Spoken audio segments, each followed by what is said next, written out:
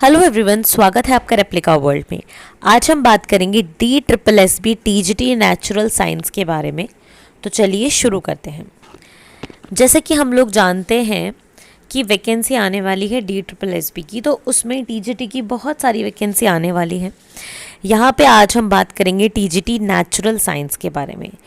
अब आप में से जिन लोगों को नहीं पता है कि नेचुरल साइंस क्या है, तो उनके लिए मैं बता देती हूँ। DSSB के थ्रू जो रिक्रूटमेंट होती है दिल्ली बोर्ड के स्कूल्स में, वहाँ पर साइंस के जो टीचर्स होते हैं उनके लिए साइंस की वैकेंसी नहीं, नेचुरल साइंस की वैकेंसी निकलती है। मतलब नेचुरल साइंस के नाम से ये वैकेंसी निकलती है। तो यहाँ पे अब हम देखेंगे कि इसमें एलिजिबिलिटी क्राइटेरिया क्या है, पेपर पैटर्न क्या है, और यहाँ पर क्या क्या सब्जेक्ट्स होते हैं, किस तरीके से पेपर कंडक्ट होता है।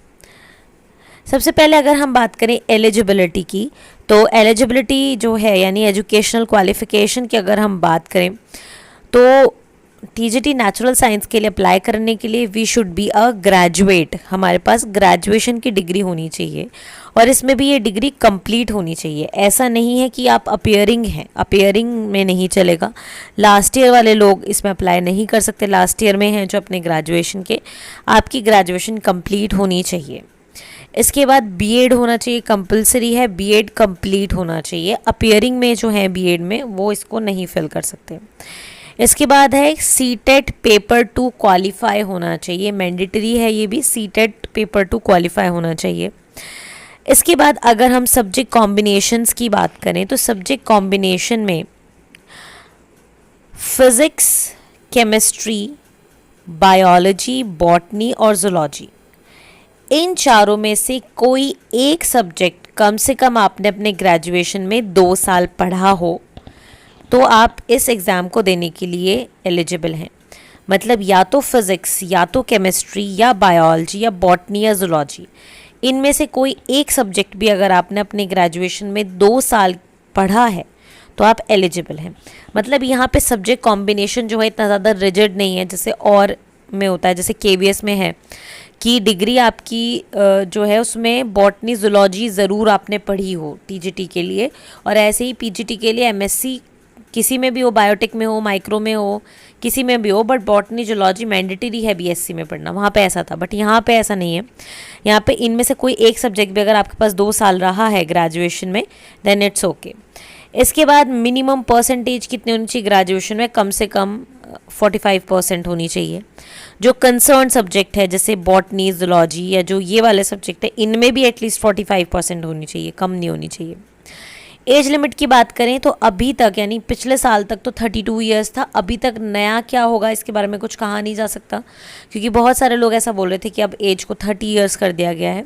सो अभी कुछ कह नहीं सकते। पहले जो एज थी ये 32 ईयर्स थी, ये जनरल कैंडिडेट के लिए है।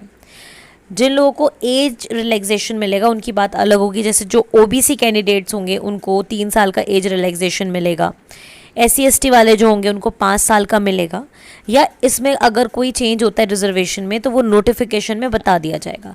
बट कैटेगरी वालों को एज रिलैक्सेशन मिलेगा, ये बात पक्की है। अब यहाँ पे एज रिलैक्सेशन की जब बात आ रही है, कैटेगरी की जब बात आ रही है, तो एक बात मैं क्लियर कर देना चाहती हूँ। OBC कैंडिडेट्स जो दिल्ली में OBC हैं, जो दिल्ली में रहते हैं और OBC हैं, उनको ही इसका लाभ मिलेगा।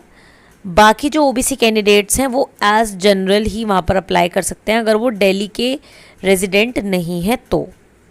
ठीक है, इसके बारे में कभी और हम डिटेल में बात कर लेंगे। So this is all about the eligibility. अब अगर हम एग्ज़ाम की बात करें तो एग्ज़ाम जो होगा वो कंप्यूटर बेस्ड एग्ज़ाम होगा, CBT मोड में होगा। कहने का मतलब ये है, अब इस कंप्यूटर बेस्ड एग्ज़ाम में 2 पेपर होंगे, पेपर 1 होगा और पेपर 2 होगा। पेपर 1 की अगर बात करें तो पेपर 1 में हिंदी आएगी, इंग्लिश, मैथ्स, रीजनिंग, CA और GA। ठीक है, CA GA मतलब करंट अफेयर, जनरल अवेयरनेस। तो पेपर फर्स्ट में हिंदी के कुछ क्वेश्चंस आएंगे, कुछ इंग्लिश के आएंगे, कुछ मैथ्स के, कुछ रीजनिंग के, कुछ current affairs and general awareness के क्वेश्चंस आएंगे। पेपर 2 में अगर आप TGT नेचुरल साइंस के लिए दे रहे हैं तो फिज़िक्स, केमिस्ट्री, बायोलॉजी और सब्जेक्ट पेडागोजी के क्वेश्चंस आएंगे। फिज़िक्स के सवाल आएंगे, केमिस्ट्री के आएंगे, बायोलॉजी के आएंगे और सब्जेक्ट पेडागोजी भी यहाँ पर आएगी। कुछ क्वेश्चंस इसके भी देखने को मिलेंगे। एक बहुत ज़रूरी चीज़ ये है कि पेपर 1 और पेपर 2 में आपको सेपरेटली क्वालिफाई करना होगा। ऐसा नहीं है कि दोनों के मार्क्स मिला के अगर आपके कट ऑफ के पास आ रहे हैं तो आप क्वालिफाई कर जाएंगे, नहीं। पेपर 1 में भी आपको क्लियर करना है, पेपर 1 भी, और पेपर 2 भी क्लियर करना है। पेपर 1 और पेपर 2 में एटलीस्ट 40% मार्क्स आने चाहिए, 40% मार्क्स आपके आने चाहिए। These are qualifying marks. उसके बाद फिर कट ऑफ कितने पे जाता है ये बात अलग आ जाती है, ठीक है। तो इस तरीके से ये हो जाएगा एग्ज़ाम पैटर्न। अब बहुत सारी और भी इंफॉर्मेशन है इसके बारे में, जैसे कि फिजिक्स, केमिस्ट्री, बायोलॉजी में सिलेबस क्या रहने वाला है, इन डेप्थ सिलेबस के बारे में बात करेंगे, कैसे प्रिपरेशन करनी है, और सब्जेक्ट्स के बारे में भी बात करेंगे, टीजीटी, पीजीटी के बारे में। बट आज के लिए सिर्फ इतना ही। मैं उम्मीद करती हूँ ये इन्फॉर्मेशन आपके लिए हेल्पफुल रहेगी। हेल्पफुल रहे तो लाइक ज़रूर करें, शेयर करें और एप्लीकेबल को सब्सक्राइब करें।